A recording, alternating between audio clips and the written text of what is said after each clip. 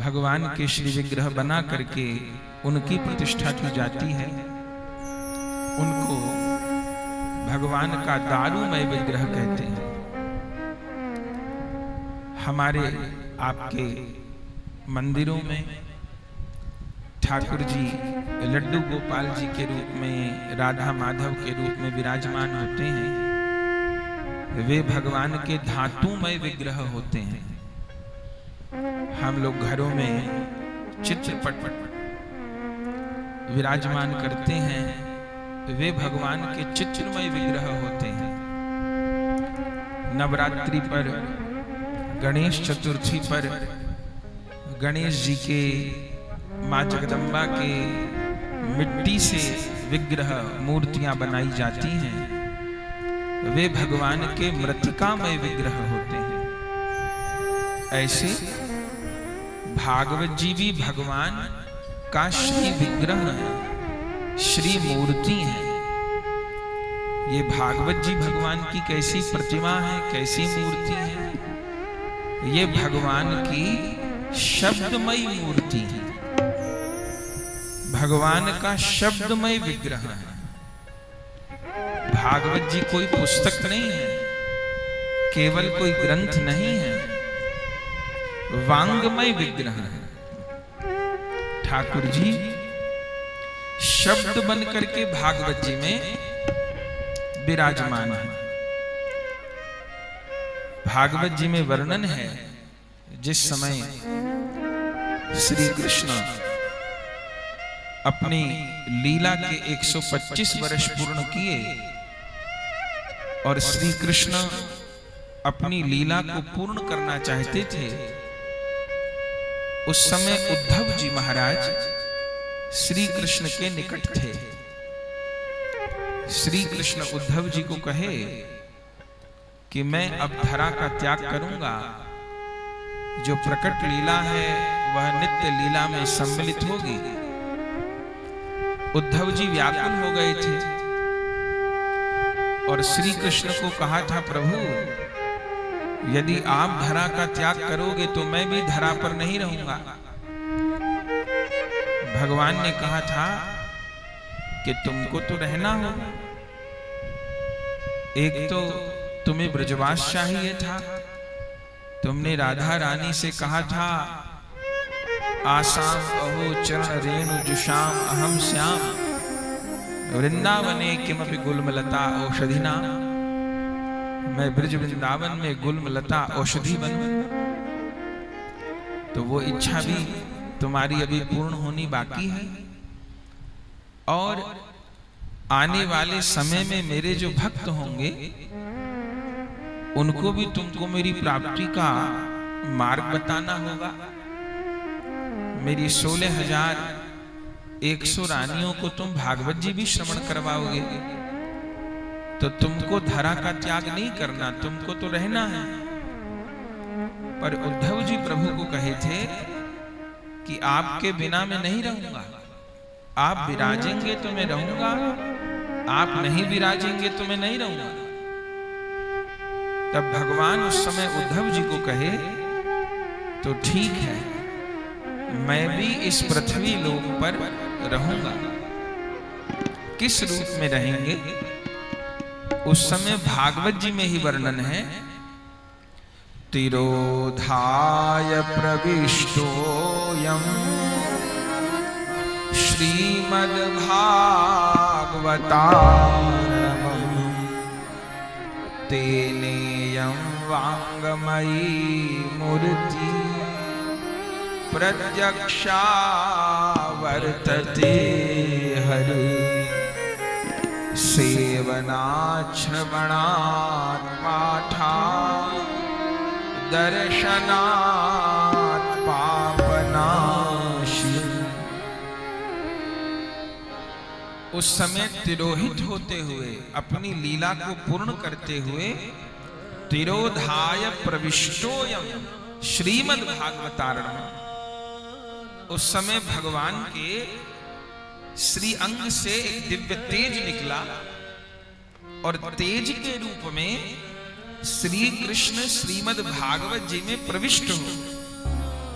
तिरोधाय प्रविष्टोयम श्रीमद् भागवतारणम, भागवत जी में प्रविष्ट हो गए और तेने यम वांगमयी मूर्ति प्रत्यक्षा वर्तते हरे।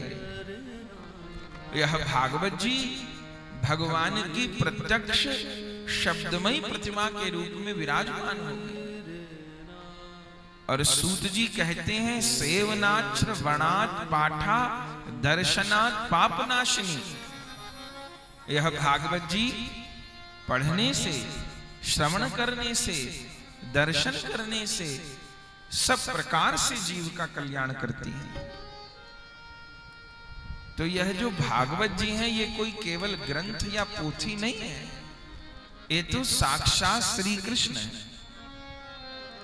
और हमको आपको इस लोक में भी और परलोक में भी जीव का महामंगल करने वाली है। तो सेवनाथ श्रवणात् पाठा दर्शनात् पापनाशिनी, साक्षात श्री कृष्ण है। तो जो भागवत जी के श्लोक हैं, अब श्लोक कौन सी स्याही से लिखे होते हैं? पृष्ठ तो सफेद होते हैं और उस पर शाही प्रयोग करी जाती है काली। यही नियम रामायण जी, भागवत जी, जितने पुराण सब काली शाही से ही लिखे गए। ऐसा नहीं है कि कोई हमारे पूर्वज किसी दूसरी शाही का इस्तेमाल नहीं कर सकते थे। किसी भी रंग की शाही बनाई जा सकती है, लेकिन मुख्य रूप से दो ही शाही काम आती हैं, एक तो काली और एक नीली। यही दो स्याही ज्यादा काम आती है। और ये दोनों ही वर्ण हमारे भगवान के वर्ण हैं। श्याम वर्ण भी प्रभु का है और नील वर्ण भी प्रभु का है। तो ये जो श्याम वर्ण के श्लोक हैं ये साक्षात श्री कृष्ण है। और जिस उजले रंग के पृष्ठ पर ये श्लोक लिखे गए हैं वो कौन है? वो श्री राधिका है। ऐसा कहना कि भागवत जी में राधा रानी का नाम नहीं, राधा रानी का चरित्र नहीं, उचित नहीं है। कितनी जगह श्री सुखदेव जी श्री राधा को स्मरण किए, हाँ स्पष्ट नाम लेने से बचते रहे, लेकिन प्रकारांतर में तो कितनी बार नाम का स्मरण किए हैं श्री जी का, लीलाओं का स्मरण किए हैं। अन्य पुराणों में तो खुल के ही वर्णन है। तो भागवत जी के जो श्याम वर्ण के श्लोक हैं वो तो श्री कृष्ण है, लेकिन वो श्लोक जिस पृष्ठ पर अंकित हैं और उन श्लोकों का जो उजला उजला अर्थ है वो कौन है? वो साक्षात वृषभानुनंदनी श्री राधा। तो हमारे लिए भागवत जी अकेले श्री कृष्ण नहीं, राधा और कृष्ण का मिलित स्वरूप है। और जब राधा और कृष्ण एक हो जाते हैं तो कौन हो जाते हैं? जब राधा कृष्ण एक हो जाते हैं तो गौरांग बन जाते हैं, गौरांग महाप्रभु हो जाते हैं। तो वैष्णव जनों के लिए श्रीमद् भागवत जी साक्षात राधा कृष्ण मिलित तनु श्री गौरांग महाप्रभु जी का स्वरूप। तो भागवत जी के रूप में हम लोग राधा माधव का आश्रय लेते हैं, श्री महाप्रभु जी का आश्रय ग्रहण करते हैं। तो यह भागवत जी भगवान का स्वरूप है। इनमें 12 स्कंद हैं, 335 अध्याय हैं और 18,000 श्लोक हैं। श्रीमद् भगवद गीता अलग ग्रंथ है और श्रीमद् भागवत जी अलग ग्रंथ है। श्रीमद् भगवद गीता वह ग्रंथ है जो कुरुक्षेत्र के मैदान में श्री कृष्ण ने अर्जुन को ज्ञान दिया। उनमें 18 अध्याय हैं और कुल 700 श्लोक हैं। युद्ध के अवसर पे भगवान अर्जुन को जो ज्ञान दिए वह श्रीमद् भगवत गीता है। पर श्रीमद् भागवत जी वो तो वेद व्यास जी की अंतिम रचना है। वे 18वें पुराण हैं जिनमें 18,000 श्लोक हैं। श्रीमद् भगवत गीता में ज्ञान का वर्णन है। स्वयं भगवान ही उपदेश दिए, लेकिन श्रीमद् भागवत जी में ज्ञान तो है, लेकिन मुख्य रूप से भगवान की लीलाओं का वर्णन किया गया। हम सनातनी हिंदुओं के 4 वेद हैं, ऋग्वेद, सामवेद, यजुर्वेद, अथर्ववेद। ये जो वेद हैं ये भगवान की श्वास प्रश्वास हैं। हमारे प्राचीन ऋषि मुनियों ने भगवान की श्वास प्रश्वास को अनुभव किया, उनके स्पंदन को अनुभव किया और उसको स्मरण किया, हृदयस्थ किया, कंठस्थ किया। इसलिए वेद मंत्रों को श्रुति कहते हैं। श्रुति माने जिसको सुनकर याद किया गया हो, उनको श्रुति कहते हैं। तो वेद व्यास भगवान से पूर्व ये जो हमारा दिव्य ज्ञान था वेदों का, ये गुरु शिष्य परंपरा से चलता था। गुरु सारे वेद मंत्रों को अपने शिष्यों को याद कराते थे। लिखा नहीं जाता था, मंत्रों को याद कराया जाता था। इसीलिए गुरु मंत्र भी कान में सुनाया जाता है। लिख के तो इसलिए देना पड़ता है अब कि किसी की स्मरण शक्ति ही नहीं रही तो कुछ याद नहीं रह पाएगा। अन्यथा पहले मंत्र लिखे नहीं जाते थे। इसलिए वेद मंत्रों को श्रुति कहा गया। तो वो वेद की परंपरा तो अनादि है, चल रही थी। लेकिन जब द्वापर युग में वेद व्यास जी महाराज प्रकट हुए, जो स्वयं भगवान के आवेशा अवतार हैं, ज्ञाना अवतार हैं, उन श्री कृष्ण द्वैपायन वेद व्यास जी को चिंता हुई कि आगे आने वाले समय में तो व्यक्ति को छोटी छोटी बातें याद नहीं रहेंगी। ये इतने वेद शास्त्र किसको याद रहेंगे, सब भूल जाएंगे। अभी तक तो जैसे तैसे निभ गई परंपरा, आगे नहीं निभेगी। व्यक्ति की सामर्थ्य कम होती जा रही है, स्मरण शक्ति कम होती जा रही है। तब वेद व्यास जी ने क्या किया, अपने वेदों को लिपिबद्ध किया, लेखन किया वेदों का, और वेदों का विस्तार किया। वेदों के 4 विभाग किए।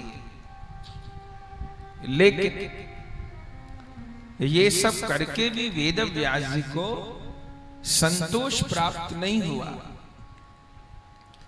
उन्होंने विचार किया कि मैंने वेद मंत्रों को लिख तो दिया कि कोई भूल जाए तो पढ़कर याद कर ले, लेकिन वेद मंत्र बड़े क्लिष्ट हैं।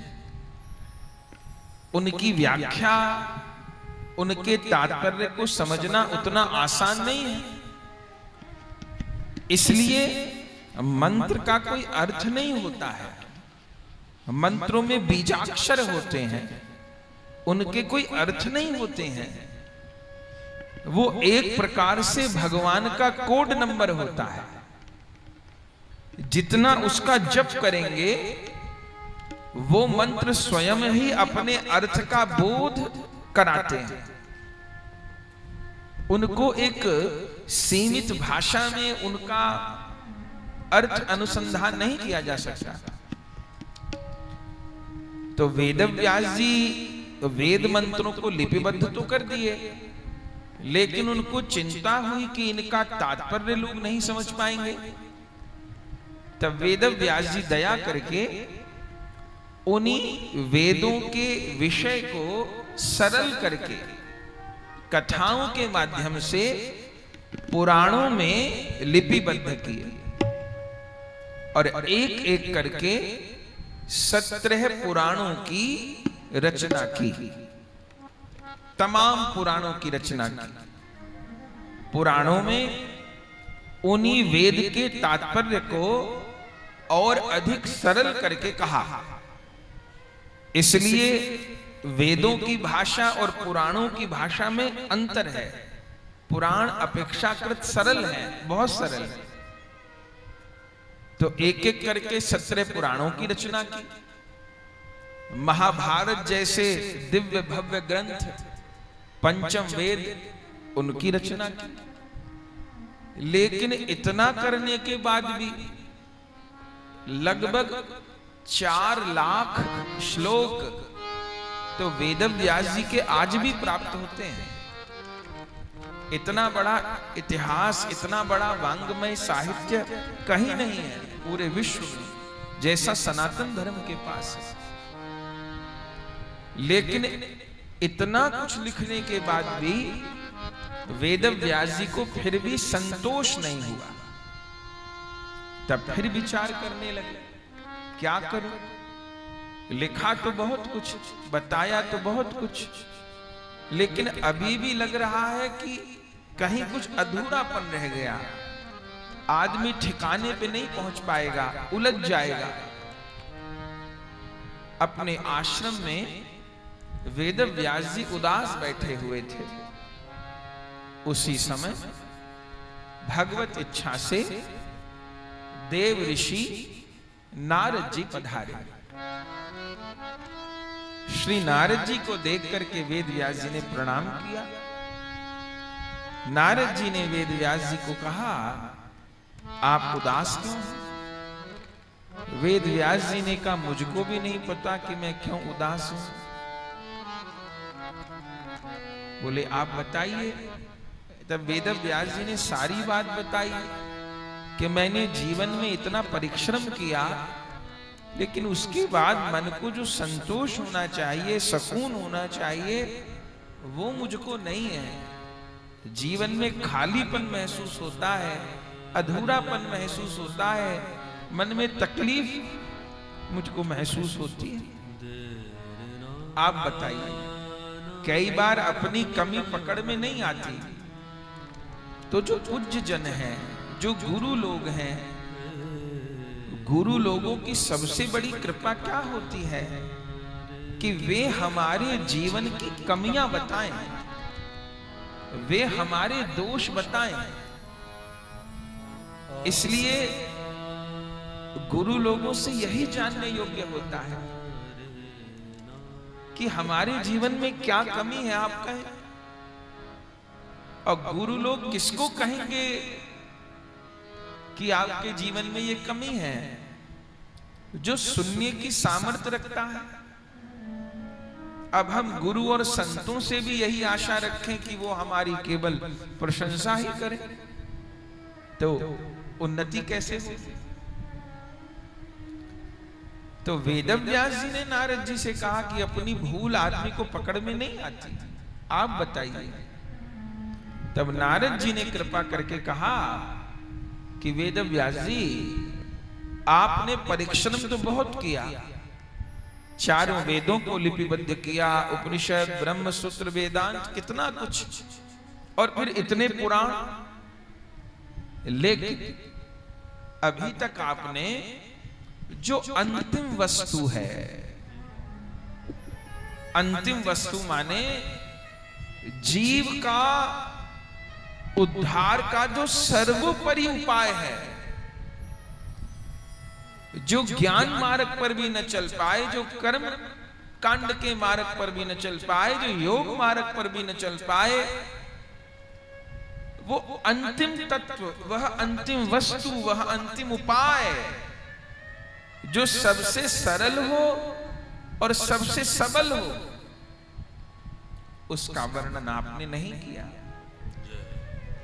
वेद व्यास जी ने कहा वो सबसे सरल और सबल उपाय क्या है? नारद जी ने कहा वेद व्यास जी, वह है श्री कृष्ण की भक्ति। इस कलयुग में जीव का किसी प्रकार कल्याण नहीं होने वाला। ज्ञान का अधिकारी कोई कहां रहेगा? नियम संयम किससे होंगे? कर्म कांड की उन कठिन विधियों में उलझ जाएगा व्यक्ति। योग भी कहां सधने वाला है? भूखा प्यासा भी कौन कहां रह पा रहा है? न जीवन में पवित्रता रही, न जीवन में संयम रहे, न व्यक्ति के भीतर सहन शक्ति रही, न धीरज रहा। कहां कौन साधन होगा? अभी आपने अंतिम वस्तु कहने से छोड़ दी। वह कौन वस्तु है? उसका नाम है श्री कृष्ण की भक्ति। अभी आपने ऐसे ग्रंथ का लेखन नहीं किया जिसमें आदि से लेके अंत तक जीव का परम कल्याण जिसके द्वारा होना है, श्री कृष्ण नाम, श्री कृष्ण लीला, श्री कृष्ण धाम, श्री कृष्ण भक्ति, जिस ग्रंथ में आद्योपांत केवल श्री कृष्ण भक्ति का ही सर्वोपरि रूप में निरूपण किया गया हो, स्थापन किया गया हो, ऐसे ग्रंथ का प्रणयन अभी आपके द्वारा नहीं हुआ। श्री वेद व्यास जी ने कहा, महाराज तो आप मुझे उपदेश करिए कि मैं क्या करूं। उस अंतिम वस्तु का आप मुझे उपदेश करिए। कितनी बड़ी बात है। वेद व्यास जी जो स्वयं भगवान का अंश है, वे नारद जी को कह रहे हैं आप हमको उपदेश करिए। कारण जो ज्ञान है वह गुरुमुखी होता है। इसलिए आप भागवत जी का पाठ करें तो आप देखेंगे कि पढ़ने के लिए भी लिखा है कि भागवत जी का पाठ किया जाए, लेकिन पढ़ने के लिए एक जगह लिखा है तो सुनने के लिए 100 जगह लिखा है। बार बार ये कहा गया सावधानतया शृणु, सावधानतया शृणु, सुनो, सावधान होके सुनो, सावधान होके सुनो। इसलिए भागवत जी श्रवण की बड़ी महिमा है। पूरे पुराण में आप नजर दौड़ाएंगे तो सब लोग सुनते मिलेंगे। इसका अर्थ ये नहीं कि शौनक जी पढ़ नहीं सकते। शौनक जी पढ़ सकते हैं, क्यों नहीं पढ़ सकते? इतने बड़े ऋषि, पर नहीं, पढ़ते नहीं है, सूत जी के मुख से सुनते। परीक्षित जी नहीं पढ़ सकते क्या? पढ़े लिखे नहीं है क्या? पर नहीं, सुखदेव जी के मुख से सुनते हैं। अरे विदुर जी, जिनकी विदुर नीति आज तक प्रसिद्ध है, साक्षात धर्मराज के अवतार है, वे विदुर जी भी मैत्रेय जी के मुख से भागवत जी श्रवण करते हैं। भागवत जी श्रवण की अत्यधिक महिमा कही गई। यहां वेद व्यास जी क्या कहे? श्री नारद जी को आप हमें वह ज्ञान दीजिए ताकि हम श्रीमद् भागवत जी को ग्रहण कर सकें, उसका वर्णन कर सकें। तब नारद जी परम प्रसन्न हो गए और श्री वेद व्यास जी को कहा, नारद जी, यह भागवत जी का दिव्य ज्ञान स्वयं श्री हरि के मुख से ही प्रकट हुआ। कब? जिस समय सृष्टि का आदि था, सृष्टि नहीं थी और भगवान प्रलय काल के जल में विश्राम कर रहे थे, और उस समय भगवान संकल्प किए कि मैं सृष्टि रचना करूं, मैं एक से अनेक हो जाऊं। तब भगवान की नाभि से कमल उत्पन्न हुए, ब्रह्मा जी उत्पन्न हुए। और ब्रह्मा जी जन्म तो लिए, लेकिन ये नहीं जान पा रहे थे कि मेरा जन्म क्यों हुआ है, मुझको क्या करना है, मुझे कैसे, माने मेरे जन्म का उद्देश्य क्या है, यही नहीं जान पा रहे थे। उस समय ब्रह्मा जी को सृष्टि भी नहीं हुई थी। तब ब्रह्मा जी को 2 अक्षर सुनाई दिए थे वर्णमाला के, 16वां और 21वां। कौन कौन अक्षर? त प त प त प त प। ब्रह्मा जी को संकेत मिल गया कि मुझे तप करने की आज्ञा हो रही है। और उस समय ब्रह्मा जी तप करने के लिए बैठ गए थे। और तप करते करते जब उनकी वृत्ति एकाग्र हुई, सबसे बड़ा तप क्या है? सबसे बड़ा तप यही है कि अपने मन को हम स्थिर कर पाए। अभी सबसे बड़ी कमी क्या देखने को मिलती है कि हर कोई व्यक्ति अशांत है। ये सबसे ज्यादा प्रश्न पूछा जाता है कि महाराज मन शांत नहीं रहता, महाराज मन शांत नहीं रहता, अशांति है, अशांति है, अशांति। शांति की इच्छा हर कोई करता है, सब लोग चाहते हैं शांति रहे। लेकिन एक महात्मा कहते हैं कि शांति की इच्छा मत करिए, इच्छा को शांत करिए। शांति की इच्छा न करिए, इच्छा को शांत करिए। तो अशांति मन चित्त में बनी रहती है। उसका एक बहुत बड़ा कारण है कि हम कभी भी कंसंट्रेट नहीं हो पाते, हम कभी भी एकाग्र नहीं हो पाते, हम कभी भी स्थिर नहीं हो पाते। जिसको जिस चीज का व्यसन है, उसको उस चीज में स्वाद क्यों आता है जानते हैं? जो दारू पीता है उसको दारू पिए में बहुत आनंद आता है, और जो नहीं पीता उसके लिए वो जहर के जैसी है। जो नशा करता है उसको नशा करने में बड़ा आनंद आता है, वो जी नहीं सकता नशे के बिना। और जो नहीं करता उसको घृणा है नशा से। तो अब क्या समझें कि दारू में नशा है कि नहीं है? यदि वो दारू पिए में सुख होता तो सभी को सुख मिलता, पर ऐसा तो नहीं। जिसको नशा करने की आदत है उसको तो ऐसा आनंद आ रहा है कि वो जी न सके उसके लिए। लोग अपने घर परिवार बर्बाद कर लेते हैं नशे के लिए। और जो नहीं करता सत्पुरुष है उसको घृणा है नशे के नाम से। तो जिसको नशे में सुख मिल रहा है, क्यों मिल रहा है जानते हैं? उसका विज्ञान क्या है? एक कारण, वो नशा करते समय एकाग्र है।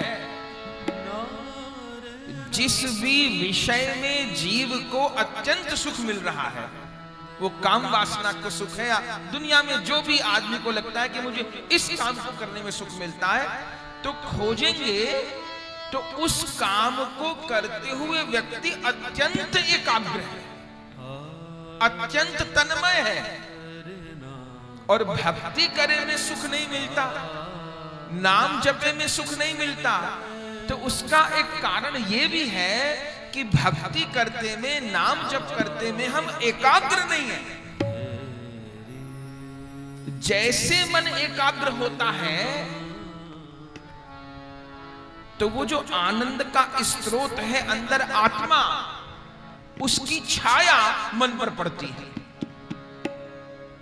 और वो आनंद स्वरूप आत्मा की छाया मन पर पड़ती है, वही आनंद की अनुभूति कराती है।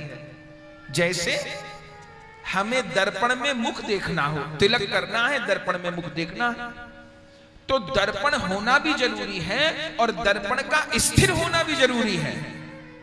किसी ने बढ़िया शीशा तो हमारे आगे लाके रख दिया, पर शीशा ऐसे ऐसे कांप रहा है, नहीं कंघी कर पाएंगे, नहीं तिलक कर पाएंगे, बिगड़ जाएगा। शीशा भी चाहिए, शीशा साफ भी हो और स्थिर भी हो। यदि शीशा कांपता रहेगा तो नहीं परछाई देख पाएंगे। ऐसे बहुत बड़ा तप है मन को एकाग्र कर पाना। तो ब्रह्मा जी जो तप किए वो किस चीज का किए? उनको तो कोई मंत्र प्राप्त नहीं था, अभी तो सृष्टि का आदि। तो ब्रह्मा जी कौन तप किए? वे अपने मन को एकाग्र किए। योग मार्ग में भी सबसे पहला यही अभ्यास होता है। जो मेडिटेशन करते हैं उसमें सबसे पहला क्या अभ्यास होता है जानते हैं? यह सिखाया जाता है केवल अपनी श्वास को आते जाते देखो और कुछ नहीं सोचना, मुझे कोई कल्पना नहीं करनी। मुझे क्या करना है? केवल मैं जो सांस ले रहा हूं और छोड़ रहा हूं, मुझे उसको साक्षी भाव से देखना है।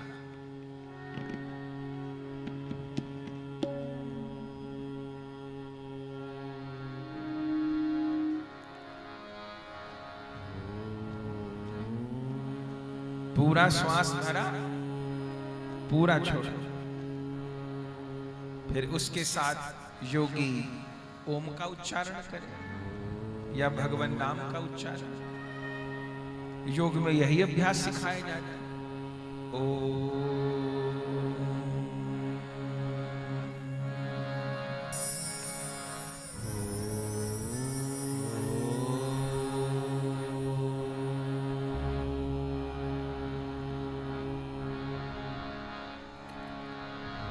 ये पहला और बहुत गहन अभ्यास है। केवल अपनी श्वास पर अपने मन को केंद्रित करना, कैसे श्वास आ रही है और कैसे जा रही है। योगी इसी अभ्यास को करते करते अपने मन को स्थिर करता है, अपनी एकाग्रता को बढ़ा पाना। आज सबसे बड़ी कमी कि हम लोग एकाग्र नहीं हो पाते।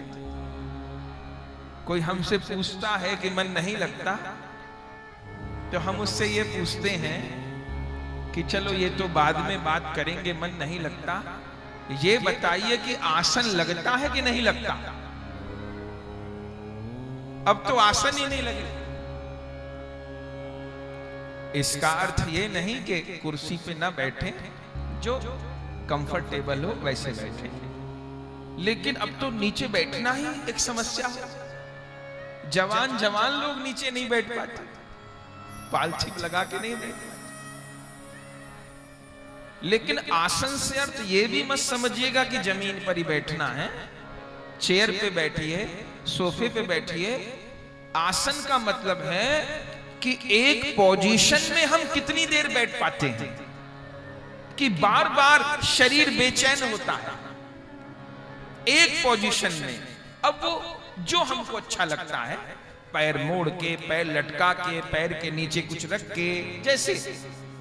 लेकिन एक आसन जिसको सुखासन कहते हैं, माने एक पोजीशन में मैं कितनी देर बैठ सकता? क्या हर 2, 4, 5 मिनट में शरीर में बेचैनी होती है? वो हर 2, 4, 5 मिनट में शरीर में बेचैनी नहीं होती मेरे भाई बहन, समझिएगा। वो बेचैनी मन में होती है, तन में नहीं होती। वो बेचैनी होती है मन में और दिखाई देती है तन में। तो पहली बात, आसन लगता है कि नहीं लगता। फिर दूसरी बात, ये आंखें लगती हैं कि नहीं लगती, या हर समय आंखें चंचल ही रहती हैं, इधर देखा, उधर देखा, उसे देखा, उसे देखा। कौन आया, कैसे आया, कहां बैठा, क्या कपड़ा पहना है, आंखें चलती रहती, अरे राम। तो मन लगाने की बात न करिए, आंखें लगती हैं कि नहीं लगती? एक जगह दृष्टि कितनी देर स्थिर रहती है? ये मन को लगाने की प्रक्रिया है। आसन लगा कि नहीं लगा? फिर दूसरी बात, आंख लगी कि नहीं लगी? स्थिर करिए दृष्टि को, नहीं हो रही तो बंद कर लीजिए। अब कितनी देर आंख बंद कर पाते? कई लोग तो आंखें नहीं बंद कर पाएंगे, डर लगता है। आंख खोलते हैं तो बाहर का संसार दिखाई पड़ता है, आंख बंद रखते हैं तो भीतर का संसार दिखाई पड़ता है। तो पहली बात, आसन लगता है कि नहीं लगता? फिर दूसरी बात, आंख लगती है कि नहीं लगती? दृष्टि चंचल है क्या? फिर तीसरी बात, ये जीभा लगती है कि नहीं लगती? माने कितनी देर अहिर्निश जप करते हैं ये बताइए। जीभा एक भी मिनट रुके बिना कितनी देर नाम जप करती है? यही तो अभ्यास है। वो कबीर बाबा कहते हैं, घूंघट के पट खोल रे तोहे पिया मिलेंगे, रंग महल में दीप बरत है, आसन से मत डोल रे तोहे पिया मिले। आसन से मत डोल रे तोहे पिया मिलेंगे, घूंघट के पट खोल रे तोहे पिया मिलेंगे। कहत कबीर समझ मन मूरख, अनहद बाजे ढोल रे तोहे पिया मिलेंगे, भीतर के पट खोल रे तोहे पिया मिलेंगे। जीवा कितनी देर लगती है? कोई ये 3 अभ्यास करे। जो कहता है मेरा मन नहीं लगता, जिसको यही शिकायत है, वो 3 अभ्यास करे, जितनी देर कर सकता है। 1 घंटा, पौन घंटा, आधा घंटा। अब भाई समय तो निकालना पड़ेगा, सारा समय तो मोबाइल ही खा जाता है। फिर हम शांति की बात न करें, शिकायत न करें। कोई अपने सीने के ऊपर जलता हुआ अंगारा रख ले और फिर ये कहे कि महाराज मेरे भीतर की जलन नहीं जा रही, और डॉक्टरों से जलन दूर करने की दवाएं लेता, तो वो दुनिया की कितनी दवा खा ले सीने की जलन दूर करने की, यदि सीने पे उसने अंगारा रखा हुआ है तो कभी जलन दूर नहीं होगी। दुनिया की कितनी दवा खा ले। ये 3 का 1 घंटा, पौन घंटा, आधा घंटा, अरे 15 मिनट, इससे कम क्या होगा? एक पोजीशन में बैठूंगा, आंख या तो स्थिर रखूंगा या बंद रखूंगा, और अब जीभा 1 भी मिनट के लिए नाम जब बंद नहीं होने देगा। अब गुरु लोग जो नाम दिए, जो नाम प्रिय लगता है, उस नाम को मैं जपूंगा। हरे कृष्ण कृष्ण कृष्ण हरे राम हरे राम हरे कृष्ण हरे राम हरे हरे राम हरे राम हरे हरे राम हरे हरे हरे राम हरे हरे करिए, करके तो देखे। 1000 ताकत के टॉनिक पीने से ताकत आती है कि नहीं आती खबर नहीं। कोई इस रीति से भजन करे, उसको कितना आत्मिक बल मिलता है वो साधक ही जान सकता है। उसको बता के तो व्यक्त नहीं किया जा सकता।